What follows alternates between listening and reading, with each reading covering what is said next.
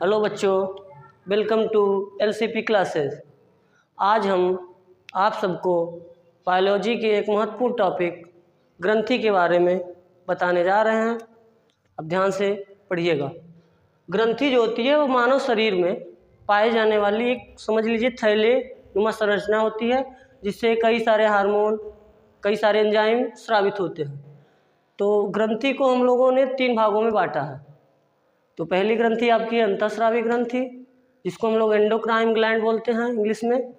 और सेकेंड बहिस्रावी ग्रंथि, जिसको हम लोग एक्सोक्राइन ग्लैंड बोलते हैं। और एक है मिश्रित ग्रंथि, जिसको हम लोग मिश्र ग्लैंड बोलते हैं। अब बात आती है कि साथियों की अंतःस्रावी ग्रंथि क्या है। अंतःस्रावी ग्रंथि ऐसी ग्रंथि जो मानव शरीर में पाई जाने वाली, जो हमेशा हमेशा हार्मोन का स्रावण करती है। वो एंजाइम का स्रावण नहीं करेगी, जब भी करेगी हार्मोन का स्रावण करेगी। अब ये हार्मोन के लिए सिर्फ विशेष प्रकार की किसी नली की आवश्यकता नहीं होती है। ये हार्मोन स्रावण करेगी तो आप अपने ब्लड के साथ ही शरीर में क्या करेगी, स्रावण करेगी। ये ब्लड की मदद से ही पूरे शरीर में काम करेगी जाके। अब सेकेंड है बहिस्रावी ग्रंथि। ये ग्रंथि साथियों एक्सोक्राइन ग्लैंड, ये ग्रंथि हमारे शरीर में पाए जाने वाले बहुत सारे एंजाइम का स्रावण करती है। जिसे आपने पढ़ा होगा, पाचन के समय में बहुत सारे एंजाइम आते हैं। जिसे लार में पाया जाता है। लार में पाया जाने वाला सबसे महत्वपूर्ण एंजाइम आपका जो है क्या कहते हैं, टायलिन। सबसे मेजर मात्रा में पाया जाता है टायलिन। उसके बाद लार में एक एंजाइम और पाया जाता है, लाइसोजाइम।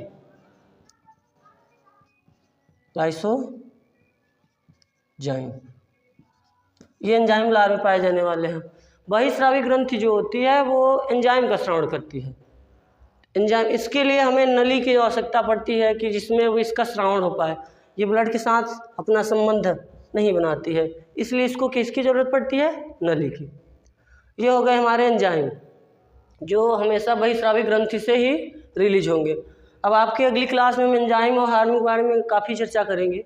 अब आते हैं मिक्स ग्लैंड, इसको हम लोग बोलते हैं मिश्रित ग्रंथि।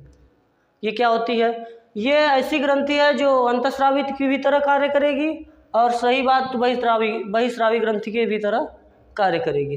जैसे ये ऐसा करेगी कि एंजाइम का भी स्रावण कर देगी और हार्मोन का भी कर देगी। इसलिए इसका नाम क्या रखा गया, मिश्रित ग्रंथि। मिश्रित ग्रंथि में दोनों एंजाइम का भी स्रावण होगा, हार्मोन का भी स्रावण होगा।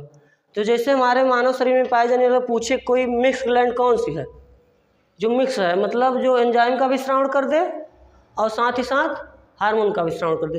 तो एक पाई जाती है हमारे मानव शरीर में, इसको हम लोग अग्नाशयी ग्रंथि या इंग्लिश में बोल रहे तो पैनक्रियाज बोलते हैं।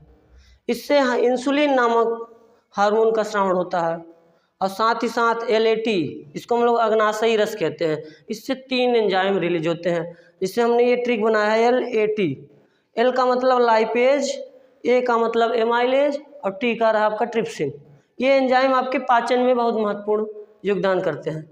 अब रही बात बच्चों की, ये इंसुलिन क्या होता है, तो ये हार्मोन है, किसके काम में आता है। तो आप लोगों ने इसके बारे में खूब ज़्यादा चर्चा की होगी, लोगों ने किया होगा। इंसुलिन ये आपके जब मधुमेह रोग हो जाता है, जिसका नाम हम लोग डायबिटीज़ बोलते हैं आजकल, ये आजकल बहुत चर्चा में है। मधुमेह के इलाज में इसका यूज किया जाता है, इंसुलिन की वैक्सीन लगती है। और इसी की कमी से, इंसुलिन की कमी से ही ये मधुमेह रोग हो जाता है।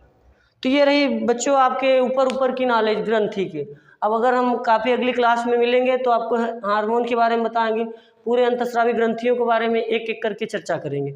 इसी तरह अगली क्लास भी रहेगी तो बहिस्रावी की एक एक दिन एक ही क्लास रखी जाएगी, तो सारे के सारे बहिस्रावी ग्रंथि के बारे में चर्चा कर ली जाएगी। फिर इसी तरह अगले क्रम में मिश्रित ग्रंथि की भी चर्चा की जाएगी। धन्यवाद।